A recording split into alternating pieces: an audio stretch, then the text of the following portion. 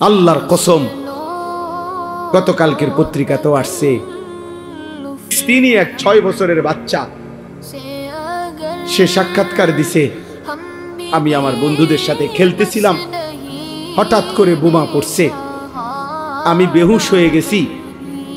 আমার যখন হুঁশ আসছে, 6 বছরের মাসুম বাচ্চা বলতেছে, আমি হুঁশ ফিরে আসার পরে দেখি আমার ডান হাতটা নাই,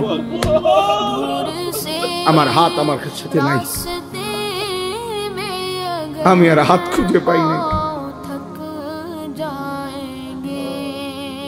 কত অনাথ, কত অসহায়, কত বাচ্চা বাবার স্নেহ, মায়ের আদর থেকে বঞ্চিত। প্রিয় বন্ধু, প্রিয় ছেলেরা আমার, বাবারা আমার, ইনসাফের সাথে ভাইব। এই পৃথিবীতে এই মুহূর্তে রানিং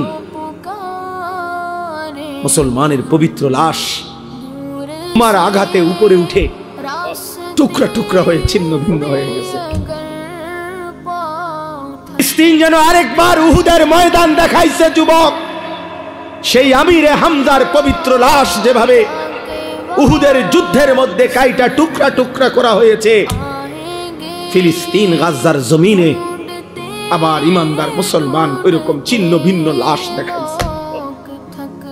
এমন দুর্বিষহ মুসলমানের যখন হালাত, মা যখন কাঁদে, শিশু যখন কাঁদে, রক্তের উপরে যখন ইমানদার গড়াগড়ি খায়, এই যুবক, এই অবস্থায় তুমি উলঙ্গ ছবি দেখো, মোবাইল দেখো, নাচ দেখো, একটা সাজদা দাও না, এটা ইনসাফ না যুবক, এটা মুসলমানের বাচ্চা হইতে পারে না, এটা ইমানদারের সন্তান হইতে পারে না। বেটা তুই, বেটা তুই কোনো মানুষের বাচ্চা না, বেটা তোর ভিতরে কোনো ইনসানিয়ত বলতে, মনুষ্যত্ব বলতে বলতে কিচ্ছু নাই বেটা।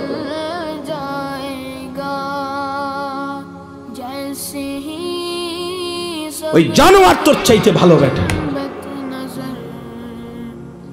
তুমি মুমিনের রক্ত দেখো নাই?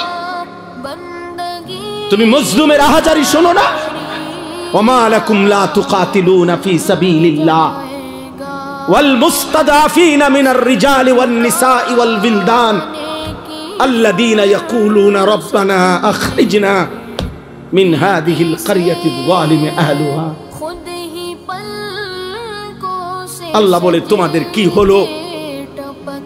তোমরা কেন আল্লাহর রাস্তায় জীবন দিচ্ছ না, জিহাদ করছো না?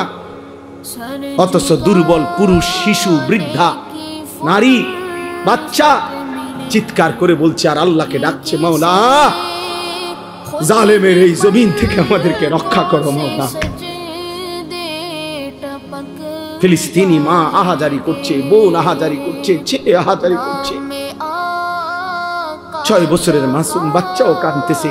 কোন কান্না, কোন চোখের পানি, কোন রক্ত, শহীদের কোন লাশ, তোমাদের যাদের কলিজার মধ্যে একটু বিবেক নাড়াইল না, তোমরা কেমন মানুষ? বলো ভাই, ইনসাফ করো, ইনসাফ করো, রহম করো দোস্ত, রহম করো। বলো মিয়া, ইনসাফ করো। তুমি আমার কথা রাগ হইও না, ইনসাফ করো। মুসলমানের সন্তান এমন হওয়ার কথা ছিল, ইমানদারের সন্তান এমন হওয়ার কথা ছিল না। একজন মুসলমান, যার বাবা মুসলমান, মা মুসলমান, যার বংশ মুসলমান, যার রক্তে ইসলাম, এইভাবে আল্লাহকে ভুলে কিভাবে? এইভাবে আল্লাহকে ভুলে, এভাবে কিভাবে আল্লাহকে? আমি দাঁড় করাইতে পারবো তো ভাইয়া এখন? তোমরা যারা আজকের সারা দিনে 1 ওয়াক্ত নামাজ পড়ো নাই, আমি তো দাঁড় করাইতে পারবো। চেহারা দেখলে বোঝা যায় বেনামাজি। মুসলমানের সন্তান, বাপ, কার মতো চুল রাখলা বাবা?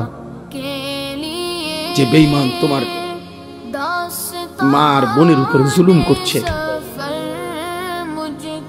যে বেঈমান তোমার ইমানদার ভাইয়ের রক্তে জমির ভাষায় দিছে, তুমি তার মতো সাজলা? ছি ছি, মুসলমান এত নির্লজ্জ হয় কেন? ইমানদার এত আত্মমর্যাদাহীন হয় কিভাবে? মনে রাখেন সবাই এবার বলি, বিজয় ফিলিস্তিনেরই হবে। এই 1450 বছরের ইতিহাসে কখনোই কোনো কালে সম্মুখ যুদ্ধে মুখোমুখি লড়াইয়ে চূড়ান্ত ভাবে কোনো বেঈমান কখনোই জিতে নাই, ইমানদার কখনোই হারে নাই।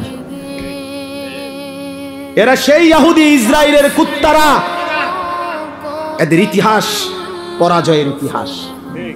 এরা মদিনার বনু নজির হেরে গেছে, এরা বনু কুরাইজা হেরে গেছে, এরা বনু কাইনুকা হেরে গেছে, এরা খায়বরের বেঈমান ইহুদি হেরে গেছে। এরা এই পৃথিবী বারবার দেখছে, আসমান ও জমিন বারবার সাক্ষী আছে, ইহুদি কুত্তারা কোনোদিন পৃথিবীতে জিতে নাই, কোনোদিন না। ভাইয়া জানো না তোমরা, আমরা ইতিহাস জানি, আলহামদুলিল্লাহ কোনোদিনও জিতে নাই, আজও জিতবে না, আজও জিতবে না ইনশাআল্লাহ। সময়ের ব্যবধান, সব জালেমের পতন একই সময়ে হয় না, একই সময়ে হয় না। কারো পতন 950 বছর পরে হইছে, কারো পতন 400 বছর পরে হইছে, কারো পতন 150 বছর পরে হইছে, কারো পতন সিরিয়ায় 48 বছর পরে হইছে, বাংলাদেশের জালেমের পতন 16 বছর পরে হইছে। অতএব এটাই সত্য, ইসরায়েলের কুত্তারাও হেরে যাবে ইনশাআল্লাহ।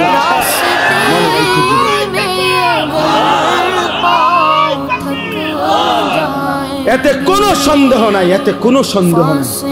দেখার বিষয় হলো আল্লাহ তাআলা ঈমানের বিজয় দিবে, ঈমানের বিজয় দিবে। ফিলিস্তিন হারে নাই, মাটির নিচে হাজার হাজার মুজাহিদ অক্ষত আছে, মুজাহিদ জেগে আছে, ঈমানদার জেগে আছে। অতএব যুদ্ধের চূড়ান্ত ফয়সালা মুমিনের বিজয়, ফিলিস্তিনের বিজয়। কিন্তু দেখার বিষয় হলো আল্লাহর দ্বীনের জন্য তুমি কাজে লাগবে। বিজয় আল্লাহ করাবেনি, বিজয় হবেই হবে, কোনো সন্দেহ নাই ইনশাআল্লাহ। তুমি ইসলামের জন্য কাজে লাগবে। আমার যুবক তুমি নষ্ট হও না, আমার নওজোয়ান তুমি নষ্ট হও। আমি এই মাত্র বলছি, আজকে আমাদের পূর্বপুরুষ আলহামদুলিল্লাহ, আমাদের দাদারা বাবারা, আমাদের জেনারেশন, আমরা যারা 40-45 বছরের বয়সী, আমাদের পূর্বপুরুষ দাদা বাবা আকসারি দিনদার ছিল, 3 পুরুষ দিনদার ছিল।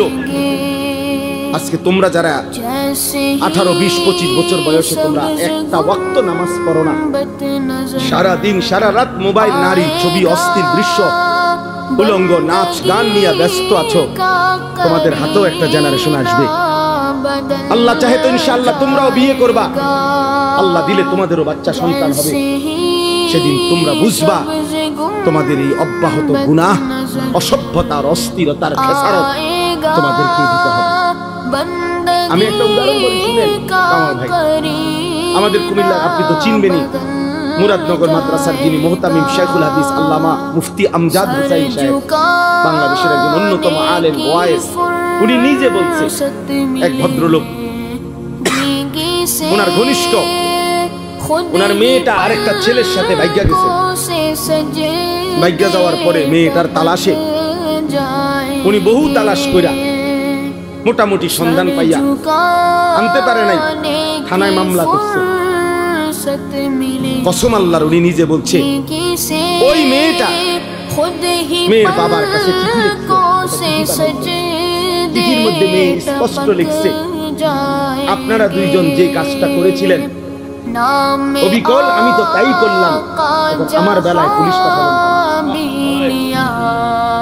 আমার বেলায় থানায় মামলা কেন? আপনারা বাপ মা তো ভাগ্য দিয়ে বিয়ে করছেন, এখন আমার বেলায় থানায় পাঠালেন কেন, মামলা দিলেন কেন? ওই বাবা অঝরে কাঁদছে, হ্যাঁ আমার সন্তান, আমার বেইজ্জতি, আমার এই আমার পাপ আমারে বুঝায় দিল, ফিরায় দিল আমার সন্তান। এই জন্য প্রিয় সন্তান মনে রাখো, আমার কাছে আরবি কিতাব আছে, ইমাম ইবনুল কাইয়িম আল জাওজি রাহমাতুল্লাহ আলাইহির কিতাব আদ-দা ওয়াদ দাওয়া কিতাবের নাম। এই কিতাব রোগ এবং তার ঔষধ, গুনাহের ব্যাপারে, অনেক গুনার ব্যাপারে উনি আলোচনা করেছেন। তো ওইখানে জিনা ব্যভিচার, নারীর সাথে অসভ্যতা অশ্লীলতার ব্যাপারে যে আলোচনা করছেন, ওইখানে একটা বাণী আছে, আমি দাগ দিয়ে রাখছি। ইমাম শাফিঈ রাহমাতুল্লাহি আলাইহি বলছে, বিশ্ববিখ্যাত ইমাম, চার মাযহাবের